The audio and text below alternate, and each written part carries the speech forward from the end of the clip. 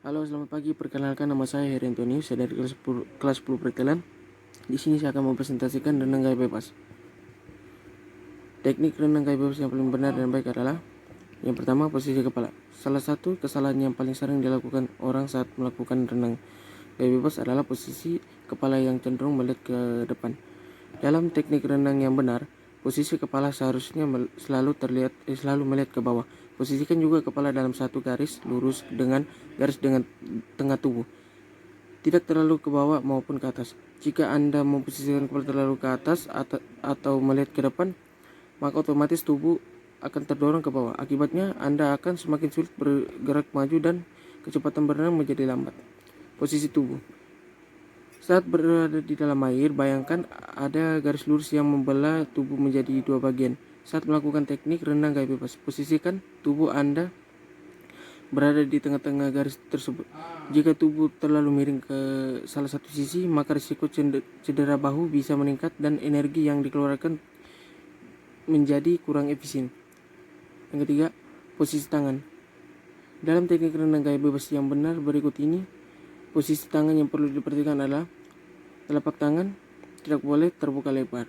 Posisikan jari-jari saling rapat satu sama lain dan bersama telapaknya, membentuk sedikit cengkungan atau seperti cup.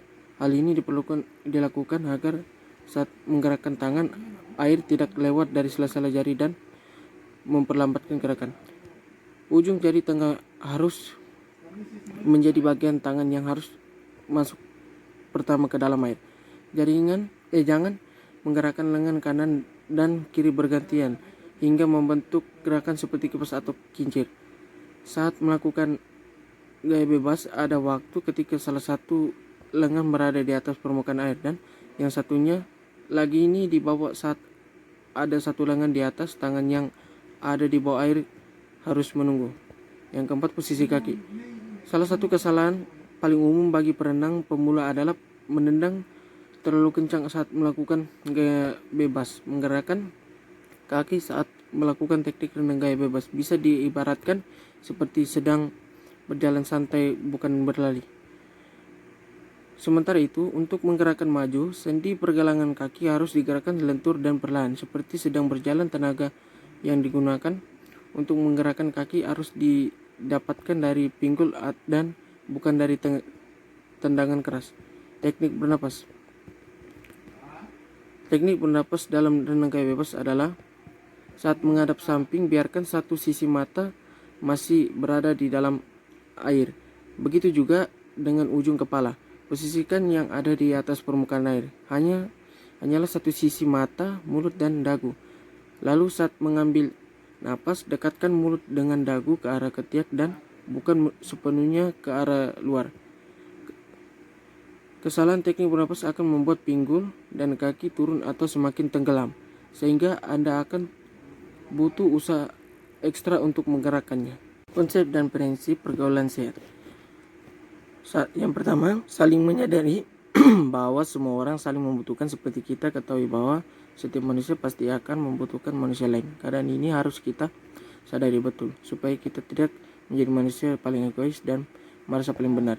Supaya manusia bisa saling mengenal, saling membantu, dan saling menutupi kekurangan masing-masing dengan kelebihan yang kita punya. Contohnya, orang miskin butuh orang kaya, atasan butuh bawahan, bawahan butuh atasan, petani butuh penjual cangkul butuh wanita butuh laki-laki, pelajar butuh seorang guru, presiden butuh rakyat, penulis butuh penerbit juga butuh penulis, dan masih banyak yang lain. Tapi intinya kita saling membutuhkan. Jika hal ini sudah melekat dalam jiwa kita, maka kita akan lebih mudah dalam bergaul dengan orang lain secara sehat. Yang kedua, hubungan memberikan nilai positif bagi kedua belah pihak. Hubungan yang baik adalah hubungan yang saling menguntungkan. Saya yakin Anda tidak juga dirugikan, demikian sebaliknya. Orang lain juga tidak suka kita rugikan. Dari itulah salah satu dasar pergaulan sehat yang lain adalah simbiosis mutualisme. Jangan sampai kita berpikir untuk merugikan orang lain. Berpikir saja kita tidak diperbolehkan, apalagi kita melakukannya. Ketika seorang hidup dengan penuh rasa respek dan saling menguntungkan, maka hubungan yang harmonis akan lebih mudah terjalin. Yang ketiga, saling menghormati dan menghargai. Satu kata yang selalu saya ingat jika kita ingin dihargai dan dihormati orang lain, maka kita harus lebih dulu bisa menghargai dan menghormati orang lain. Menghargai dan menghormati orang lain ini bisa dilakukan dengan banyak hal, seperti menghargai dan menghormati pendapat orang lain, menghargai dan menghormati cara beribadah orang lain, menghargai dan menghormati adat istiadat orang lain, menghargai dan menghormati cara berpikir orang lain, dan sebagainya. Hal ini pentingnya dilakukan untuk membangun sebuah hubungan yang positif dengan orang lain. Yang keempat, tidak berprasangka buruk. Agama manapun jelas melarang seseorang untuk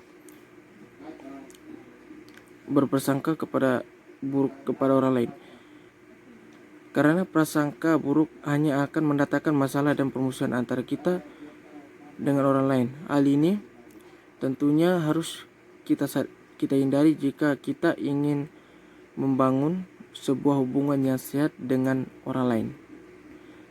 Sekian video dari saya, terima kasih.